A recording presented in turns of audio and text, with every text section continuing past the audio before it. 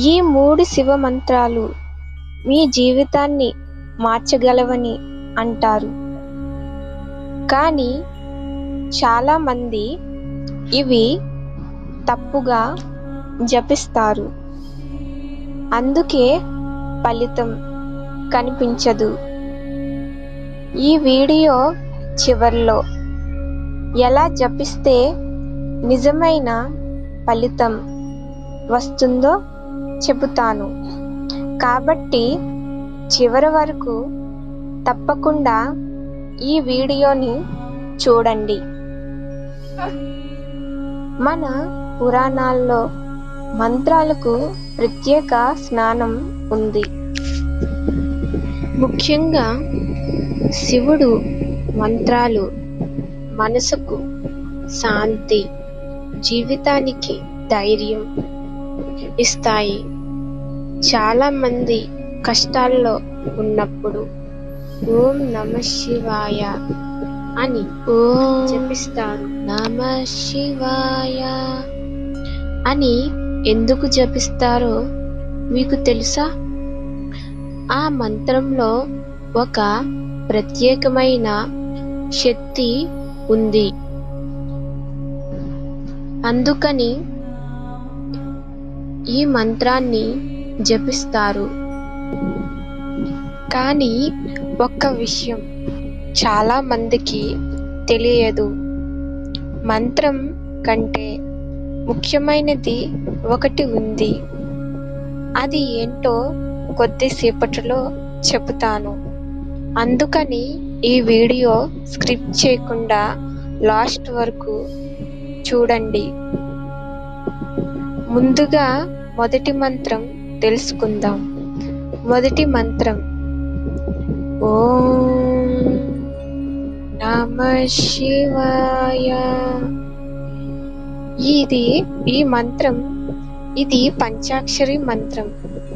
అత్యంత పవిత్రమైన శివ మంత్రాల్లో ఒకటి. ఈ మంత్రాన్ని భక్తితో జపిస్తే మనలోని భయం, నెగటివ్ ఆలోచనలు తగ్గుతాయి. ఒక్కసారి మీరు కూడా ట్రై చేయండి. ఈ మంత్రాన్ని ఎలా జపించాలి? ఈ మంత్రాల్ని ఎలా జపించాలి అంటే ఉదయం లేదా సాయంత్రం ప్రశాంతమైన ప్రదేశంలో కూర్చోండి. కళ్ళు మూసుకొని మనసును ప్రశాంతంగా ఉంచి ఓం నమః శివాయ అని నెమ్మదిగా జపించండి. కానీ చాలామంది ఇక్కడ ఒక తప్పు చేస్తారు. ఆ తప్పు వల్ల మంత్రం పూర్తిగా ఫలితం ఇవ్వదు. ఆ తప్పు ఏమిటో చివరిలో చెబుతాను. వీడియోని పూర్తిగా చూడండి. ఇప్పుడు రెండవ మంత్రం గురించి తెలుసుకుందాం. రెండో మంత్రం మహామృత్యుంజయ మంత్రం. ఈ మంత్రం చాలా శక్తివంతమైన మంత్రం. దీని గురించి తెలుసుకుందాం. ఓం త్రయంబకం యజమహే ఓం త్రయంబకం యజమహే. ఈ మంత్రాన్ని ఆరోగ్యం, రక్షణ కోసం చాలా మంది జపిస్తారు.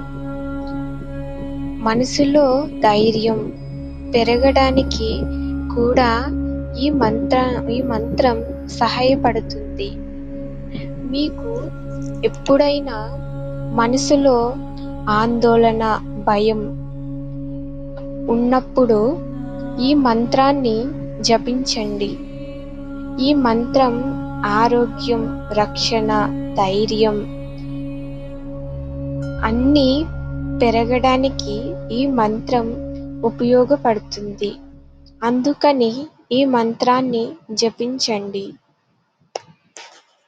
ఈ మంత్రం చాలా శక్తివంతమైన మంత్రం. మూడవ మంత్రం గురించి తెలుసుకుందాం. మూడో మంత్రం ఏమిటంటే ఓం హ్రీం నమః శివాయ. ఓం హ్రీం నమః శివాయ. ఈ మంత్రాన్ని ధ్యానంలో మనసు కేంద్రీకరించడానికి ఉపయోగపడుతుంది. చాలా మంది చేసే తప్పు ఏమిటంటే మంత్రం జపిస్తూ మనసు ఎక్కడో ఉంచడం. అలా చేస్తే జపానికి పూర్తి ఫలితం రావడం కష్టం.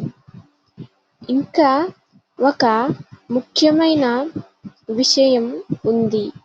ఇది చాలా మందికి తెలియదు.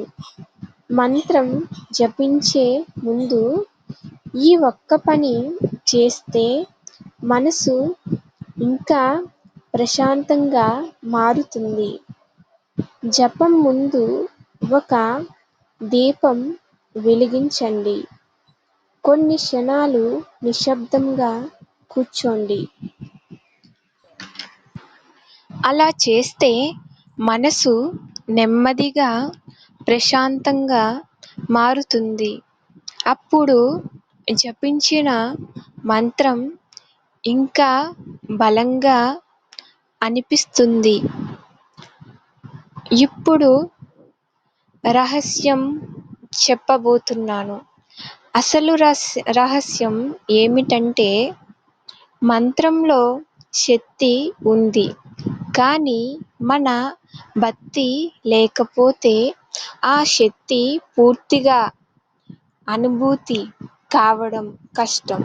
నిజమైన హృదయంతో ఒక్కసారి ఓం నమః శివాయ, ఓం నమః శివాయ, ఓం నమః శివాయ, ఓం నమః శివాయ అని పిలిస్తే శివుడు